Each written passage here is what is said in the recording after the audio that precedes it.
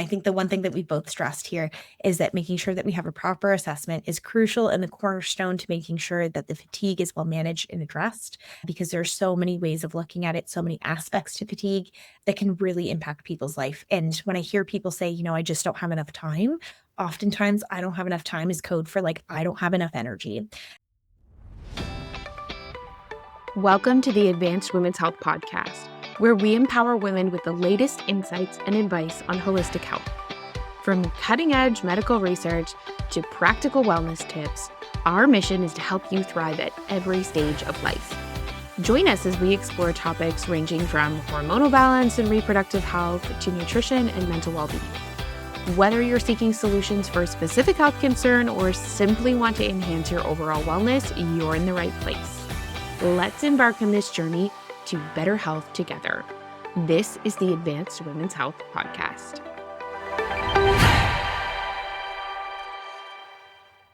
Hello, and welcome back to the Advanced Women's Health Podcast. I am Dr. Michelle, and today I'm joined by Dr. Steph, and we're going to be talking about all things fatigue and truthfully diving into why it's really important to get the right assessment and the right diagnosis when it comes to fatigue so that we can get the right treatment. And inevitably, there are also oftentimes confounding things that are happening at the same time. And so making sure that we're not just pigeonholing patients into one category and not looking into the other reasons why they might be tired, to make sure that, again, if we correct one thing, but we aren't correcting the other, that, patients are getting better. So without further ado, Dr. Steph, can you tell us a little bit about the most common or three of the most common places or diagnoses or areas of fatigue that you see show up in your practice? Yeah, of course. So basically, when we're looking at fatigue and the patients that walk through our door, I feel like the most common thing is that they're not necessarily coming in with a lot of blood work or a lot of things going on. And so they want to know more. They're like, I am tired. What the heck is going on? And so a lot of the times when we're thinking, okay, nutrient deficiencies are a big one. And we're thinking B12, we're thinking iron, we're thinking vitamin D, iron, B12, all of these things. And also knowing that it doesn't just have to be in, that deficient range on their blood work. I do find that there are a lot of people who they're just running on that low end for a lot of them. And we're seeing that that's just really impacting their body in a poor way. And we also just know that those vitamins, we kind of forget that they're the ones running our adrenals. They're the ones running our red blood cells. These are things that carry oxygen. These are things that are creating our hormones. They're so important for all of these things in the body. And so sometimes we think of the fruits and vegetables and all of this, but we have to remember what exactly they're doing into our body.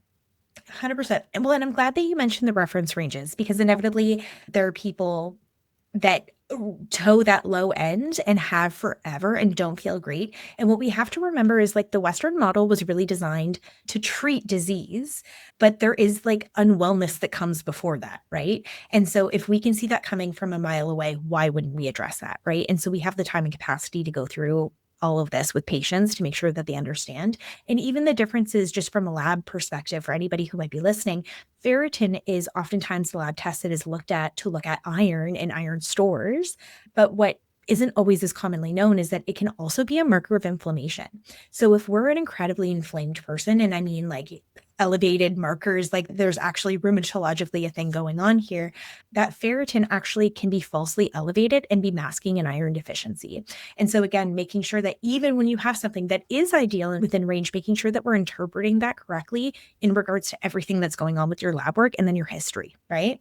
Yeah, it's often why we're doing a full iron panel, right? Yep. Like sometimes, especially in those times of inflammation, when we're dealing with a lot of that, seeing our serum iron, seeing what's going on with those levels. So we're not just taking ferritin for just hoping that that's exactly what our stores are. And the amount of times I've seen iron deficiency with a high ferritin is also quite high in that inflammatory state. 100%. What would you say is your second biggest cause of fatigue or common cause of fatigue that you see walking through your office? So one of my, I want to say favorite, it sounds crazy. Why do we favorite something with fatigue? But one of my favorites is definitely insulin resistance or just blood sugar imbalances. I love having these conversations with patients, and I have it pretty much every day, I would say, multiple times a day often. And it's really, I love describing it as, it's not just diabetes. It's not just that your blood sugar has to be extremely high for you to feel not great, right? And of course, that's definitely going to be, worsening things. But there's so much of, like, I like to say, the lead up, those years and years before.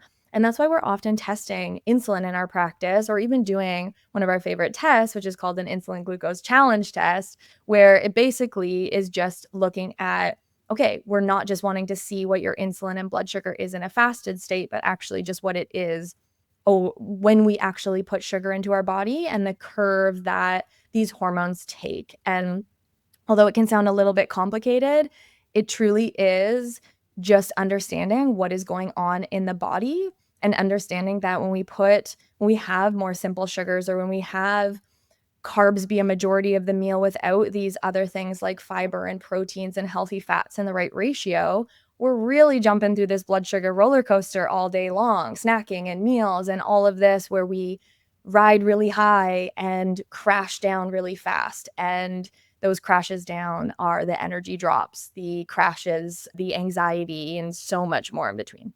Absolutely. I often tell patients that I felt my most fatigued, and like I call it like having the dump, just the most spacey and brain foggy and not great when I was my most insulin resistant. The first time I did the test, I was humbled, which was again a good experience. And it was cool to be able to walk the walk in terms of correcting that and then feeling the difference of it.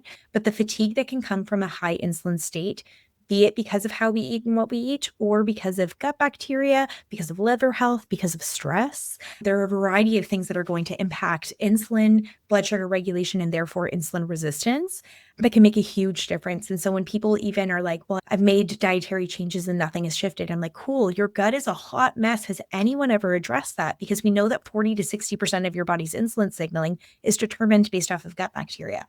When people are talking about the GLP-1s, the Ozempics, Wegovy's, whatever, those are actually like hormones that our gut produces that helps to regulate like a satiety, i.e., how full you are, and hunger cues, and a bunch of things, right?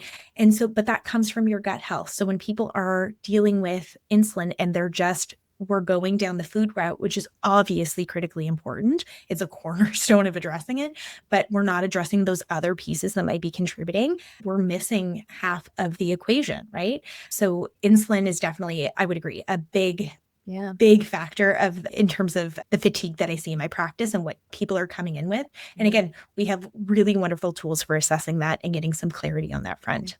I was going to say, we also just, when we're even thinking of with that whole gut health piece, is we really have to remember that when, like, if let's say our body is only digesting or breaking down just the sugars because they're very easy to digest, and maybe not breaking down the fats, the proteins, because these organs of digestion aren't working well, we also have to just consider how that in itself is going to make us have more sugar cravings, want more of those things. And then if we have these yeasts and bacterias and everything, they're going to crave more sugars, and we're going to mess with that imbalance. And we can just see how everything trickles off and down and down and down, and how that's part of our jobs. And what we love to do is just to say, hey, let's take apart your whole life. What is going on? And how can we just address the fact that fatigue is not just one thing? It rarely is one thing. Yeah. Well, and again, looking at it from a comprehensive lens, like you exactly just said, in terms of like where are all of the potential places where the wheels are falling off, even in regards to one or multiple issues. And then how do we go about explaining that so you understand? Because the number of times that I have a patient who's like, I should exercise and I should eat well. And the shoulds of like, I should take vitamin D and apparently an omega and whatever, a probiotic. Everyone comes in with a handful of things where they're like, I feel like I should, so I do, but kind of haphazardly. There's a big difference when you understand like the why and the symptom that it's like connected to and the outcomes that are related to that. And so that's really where we shine in terms of assessing who are the players in the game. How do we go about addressing that? Do you fully understand how all of this intertwines? And then can we move forward in getting you some progress on that front? So I'm glad that you brought up all of those things. I think that's super relevant.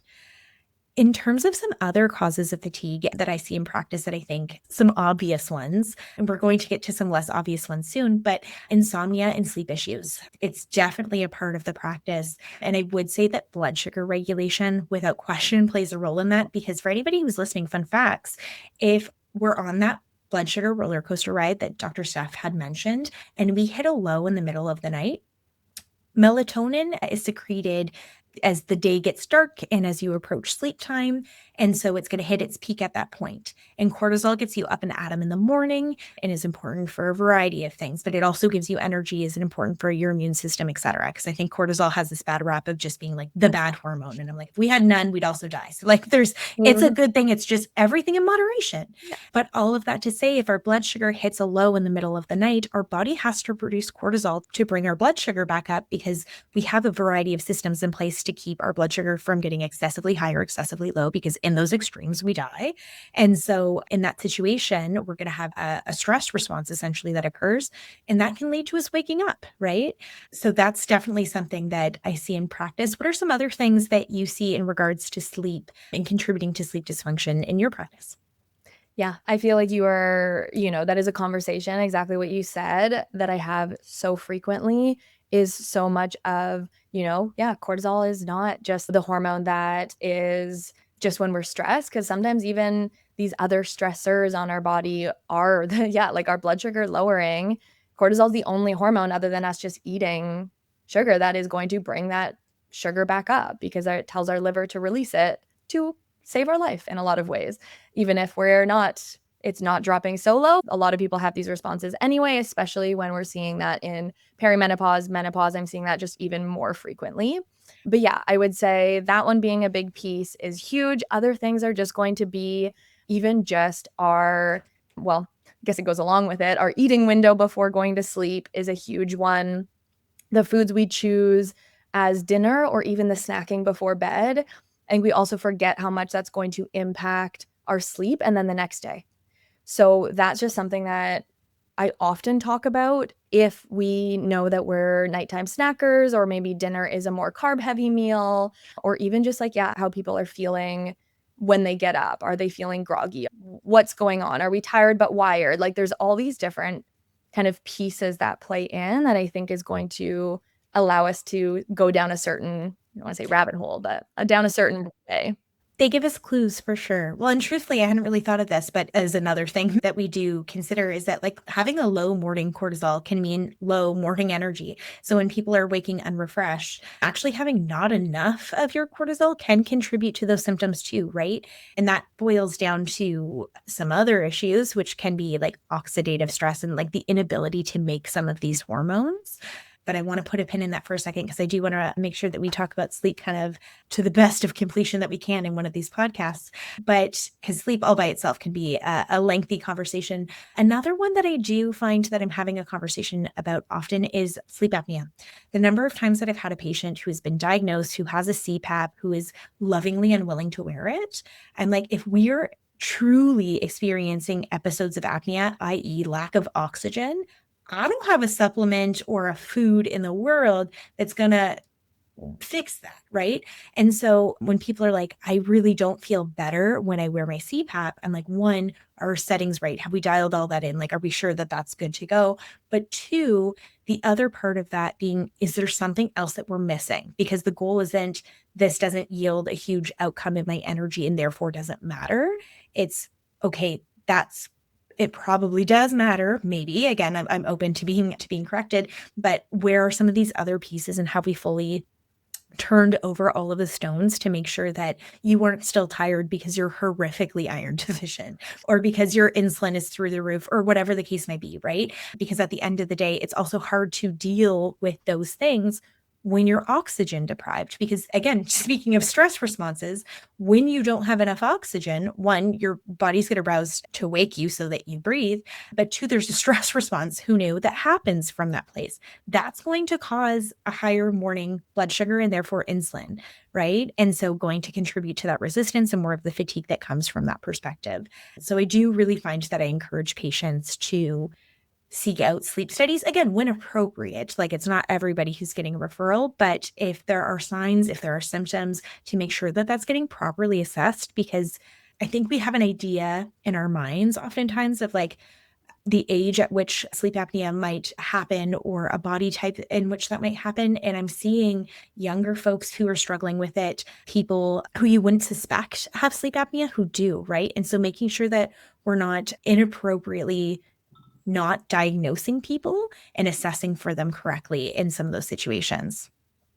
Totally. I couldn't agree more. And it's interesting because sometimes when you're saying certain things, it reminds me of more parts about sleep because, if we even just go off of there's people who know they have trouble sleeping. And that's a whole category in itself. They come in and they have sleep issues and, trouble getting to sleep, trouble staying to sleep. And we can have a lot of these discussions, but some people with fatigue, they're like, no, but I sleep great.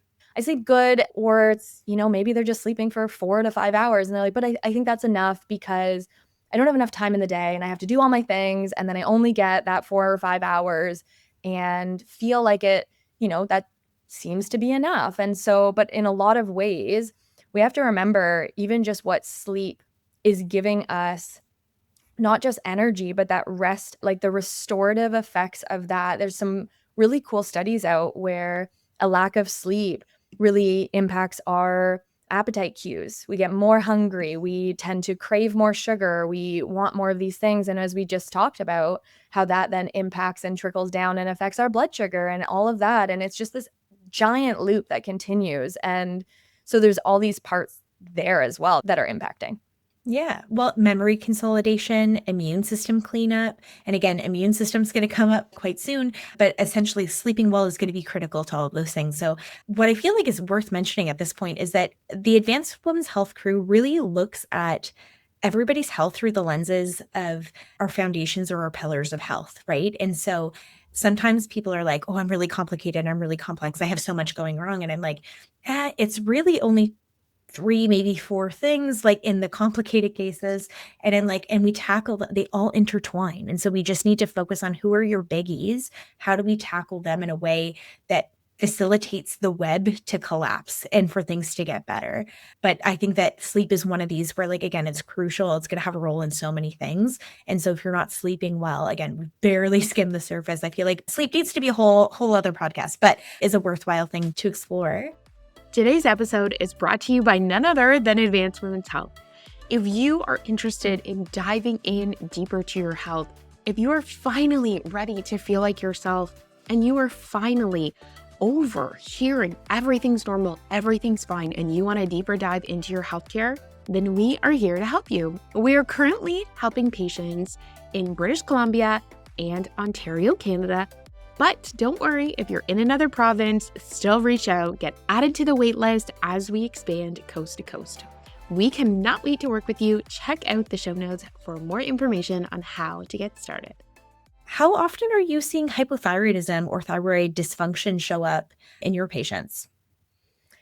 Quite frequently. Yeah. So definitely a reason for fatigue that we are often flagging or at least just checking. Like, I don't know a single one of, our team that does not check a full thyroid panel, because the thing is, when we're looking at how the thyroid's functioning and even just at different stages, if we're even just talking about women in a woman's life, and we're looking at often some of these things, if we're even just going autoimmune thyroid or just, there's the sort of, okay, we have nutrient deficiency because the thyroid needs some extra nutrients just like our other organs do. But if we're looking at that autoimmune thyroid concern, we're seeing it come up a lot post-pregnancy, post-menopause. We have these giant hormonal shifts. And so when we're looking at that timeline of a lot of, women's lives, is that that's something that's coming up often. And especially when we add in these other symptoms that come on with it, the, constipation or the dryness mixed with the fatigue. And we kind of just see so many ands. It's like it flags in my brain. We need to investigate this a bit more. Yeah. Well, and for those who might be less familiar, so our thyroid is this like butterfly-shaped gland at the front of the throat, and it produces hormones that controls so many things that you just mentioned. How fast or slowly our bowels move, energy production, plays a big role in our cycles, hair, skin, and nail growth. Basically, the immune system. Like there isn't a system in our body that isn't impacted by the thyroid in some capacity. It's also where like fever is generated, is that comes from our thyroid gland. But nonetheless, is going to be a crucial component to this. So again, making sure that we're having that properly assessed and there is again the reference range and then there's optimal and making sure that we're looking at the immune system. And I do find that the Western model doesn't necessarily look at the immune dysfunction that can come with hypothyroidism, i.e. Hashimoto's thyroiditis. And devil's advocate, they don't necessarily have a tool to tackle that. So why test for something that we can't address? But there is a fair amount that can be done to support lowering thyroid antibodies and why that might have an impact on our thyroid gland, which I think is going to lead us to our next conversation. But when you have autoimmune attack of the thyroid, your body's having to deal with that repair and also creating essentially a little army to attack it. And we create what we call immunological fatigue. Whenever your immune system is tackling something, whether it be an infection, whether it be self, whether it be whatever, allergies because it thinks dander is dangerous, that your body is utilizing resources to deal with that. And that all by itself can create fatigue. It's not the only reason, but it's one of the reasons why we see fatigue in cancer. It's also one that I don't think is discussed enough like publicly is like the immunological fatigue that comes with something like endometriosis, which is an autoimmune or not an autoimmune condition, an immune condition where we see cells that exist in a place where they shouldn't and create kind of this chaos. But all of that to say that there are two factors to immunological fatigue, especially when it's autoimmune or self-immune in nature, because you're both having to deal with those resources being utilized and the damage that is done by that attack, if you will. And so it can be a really crucial and less commonly acknowledged or investigated cause of fatigue. You must see that in your practice as well. Yeah, I was just even thinking just the description of the immune system. Often what I'm telling patients is like, hey, your body has an army.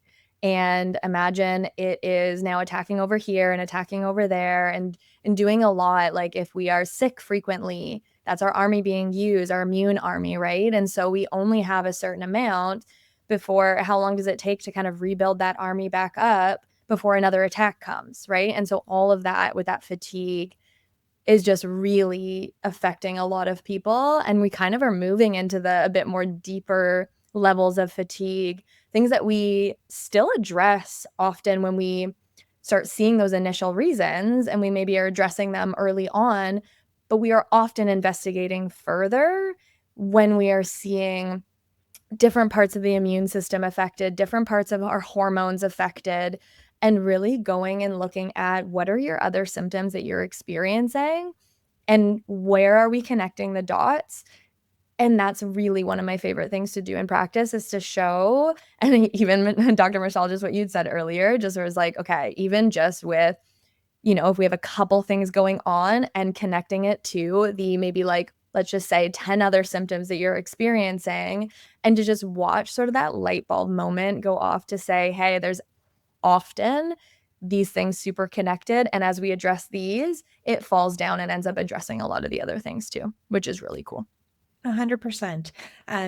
In our intake forms, like I generally recommend people budget like a fair amount of time to fill those things out. And the reason being is that like we want to know about all the systems, right? We want to know about your digestion, your mental health, your past medical history, your family history, like all of the things. And it's not for nothing. We do go through that to really appreciate again, like who are all the players in the game. And even though your primary concern is X and you might feel like Y symptom is entirely unrelated, they can be deeply related in making sure that we're tying in those pieces. And also the number of times that patients think that their abnormal or like dysfunctional symptoms that they've had forever are normal. And I'm like, nope. I see that a lot with menstrual cycles where they're like, oh, I'm not supposed to hemorrhage. Like I'm not supposed to be riddled and debilitated by my pain. Or like, I'm not supposed to be incredibly moody beforehand. And I'm like, no, like your menstrual cycle is your monthly report card, right? And so in theory, and so again, just appreciating like what all of that information tells us and how we go about addressing that. But I feel like this leads into the next conversation, which is like chronic infections, right? So recurrent or chronic infections, if the immune system is unable to clear an infection effectively because of chronic stress or sleep or whatever the case may be, that's again for us to excavate, but one to identify, is there any recurrence? Do we have frequently swollen lymph nodes? Do we have sore throats all the time? Are we always getting strep or always getting UTIs? Have we had mono a couple of times or shingles a couple of times or cold sores all the time? But really just, I know the list goes on and it sounds like I'm just rhyming all this off, but there's so many things that people will experience and just think are normal. But I'm like, all of that is information, right? Are we getting sick every time that you go on holidays? Is that because we're chronically stressed and that's suppressing your immune system? And our body's like, there are bugs, but we're just not going to deal with them because it's not a priority right now because you're being chased by a bear. There's no bear, it's metaphorical, but nonetheless, right? So just appreciating what is the context around those things. Do we have an inability to clear, gut bacteria infections because we don't have enough secretory IgA, which is a part of our immune system that resides in the gut and is a big part of how our immune system literally manages bugs, right? So it becomes a nuanced conversation, but chronic infections are definitely something I'm treating on a regular basis. Couldn't agree more. And even just your mention of the gut and just how, 90% of our immune system's in our gut. And when we're looking at these reoccurrent infections, and whether that is vaginal infections, whether that is viral infections, colds, flus, all the things, is we're often seeing if we do not address the gut, we are not also addressing these other things. But it all just comes back to fatigue. Like fatigue is, I don't know it's rare if I don't see that as a part of a symptom picture when all of these other things are happening with it. And it is something that, yeah, I think we are seeing way more common than we think. And I don't always love to say like, oh, post-COVID, but dang, the amounts that we see in how these types of infections or these types of viral pieces really deeply affect how our bodies are running. It's insane. Well, there's something to be said about oxidative stress, which is what I kind of had alluded to earlier. But oxidative stress is a challenging thing to describe, but the way that I have been presented with is that it's like cellular rusting. It's like when we have an imbalance of the good things for cells and the bad things for cells, and it causes them to not work really well. And to take us back to grade 11 biology class, our mitochondria are our energy powerhouse of our cell. It's where energy is generated. And so we need for them to work really well. And we know that oxidative stress is going to negatively impact how they function. Mitochondria, outside of just energy production, ATP production, are going to be important for hormone production like cortisol, or like sex hormones, testosterone, things that also give us some oomph, and thyroid hormone, et cetera, et cetera, et cetera, right? And so we know that when we have chronic infection creating some oxidative stress, when we have chronic inflammation, when we have nutrient deficiencies, when all of these things are kind of going off, that's going to create oxidative stress. And that also needs cleanup. And that can happen definitely post-viral infections. We see it a lot post-viral infections where people have a hard time recovering. And so doing some of that cleanup, that antioxidant work, that whatever it might be, can be crucial to seeing improvement in energy. And so we'd be remiss to not mention that part. Yeah, I couldn't agree more. Like the oxidative stress, I know, like, I feel like we hear these words or, patients or people hear these words. And the way I even just like to describe it as well is, we think about a factory and we think about all the machines that are happening there and all the like smoke that's going up the stacks and all the stuff that's all the byproducts, right? And so when we think about our body doing a lot of different things and we create all these byproducts, and these are kind of our reactive oxygen species or oxidative, like these things that are being created as a byproduct of us just doing all the things that our body needs to do.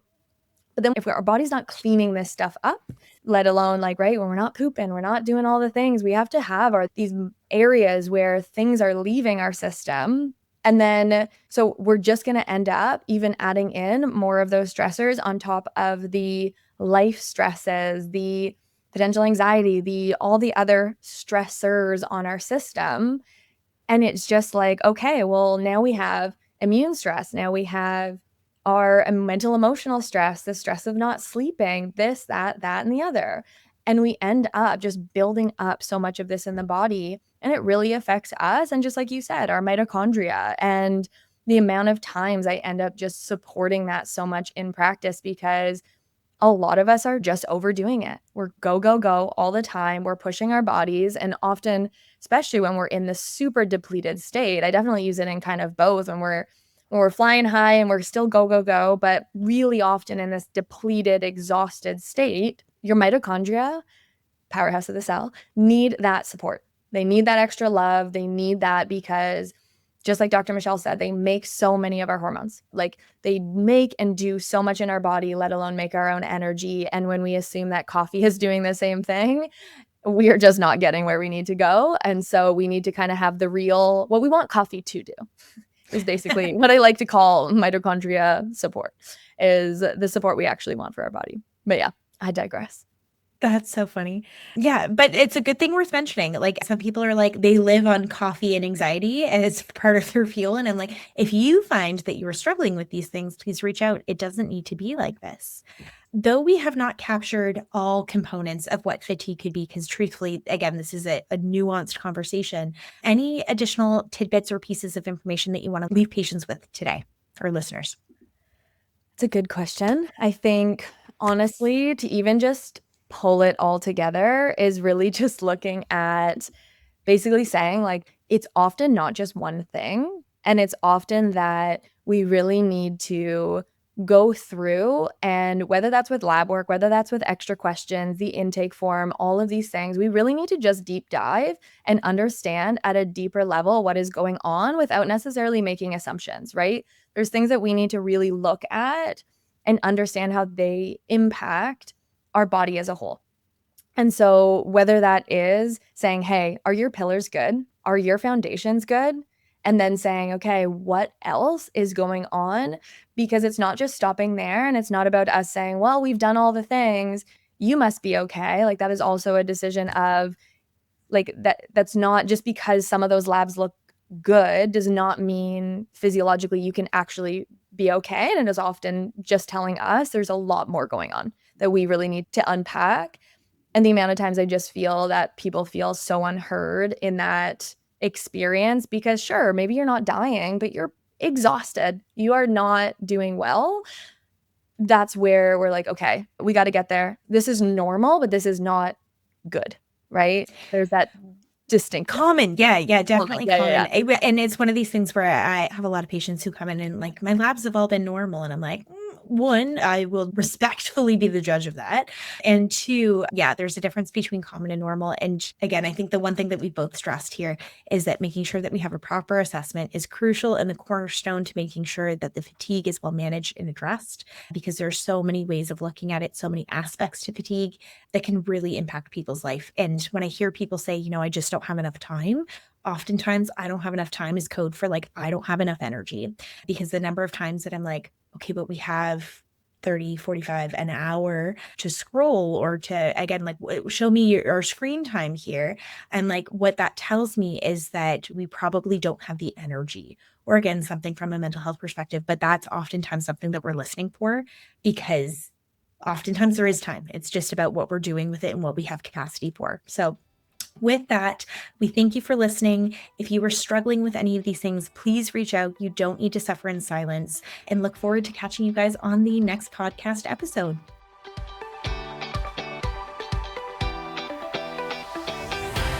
Thank you so much for listening. I hope that you had as much fun as we did. And if you loved today's episode, share it with a friend and leave us a review. That is how we spread this message, and that is how we are going to revolutionize healthcare in Canada for women. Have a beautiful day and be well.